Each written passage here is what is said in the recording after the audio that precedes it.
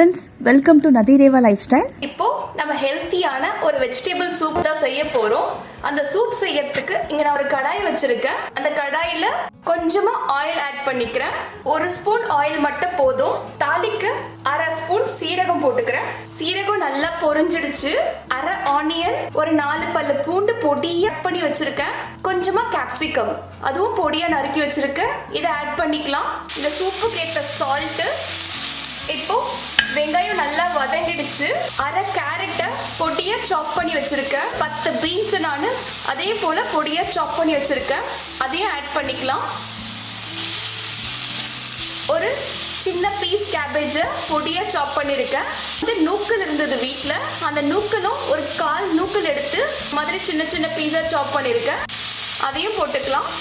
Sweet corn வச்சிருக்கோம். கொஞ்சமா fresh பீஸும் இருக்கு, அதையும் ஆட் பண்ணிக்கிறேன்.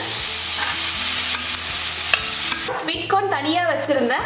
அந்த ஸ்வீட் கார்னை நான் கொஞ்சமா தண்ணி ஆட் பண்ணி, ரொம்ப நைஸா அரைக்கணும்னு இல்லை, கொஞ்சம் கொரன்னு அரைச்சி இந்த சூப்ல நாம ஆட் பண்ணோம்னா நம்மளுக்கு டேஸ்ட் சூப்பரா இருக்கும். இப்போ நம்மளோட சூப் திக்னஸ்க்காக 1 ஸ்பூன் கார்ன்ஃபிளவர் எடுத்து நல்ல தண்ணி போட்டு கரைச்சி வச்சிருக்கேன். நம்மளோட சூப் நல்லா திக்கா இருக்கும். பெப்பர் ஒரு 1/2 ஸ்பூன் எடுத்திருக்கேன், அதையும் ஆட் பண்ணிக்கலாம்.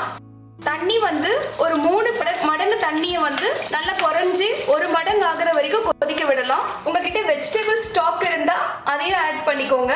தண்ணிக்கு பதில் அதை ஆட் பண்ணிக்கோங்க. வெஜிடபிள் ஸ்டாக்ன்றது ஒண்ணுமே இல்லை.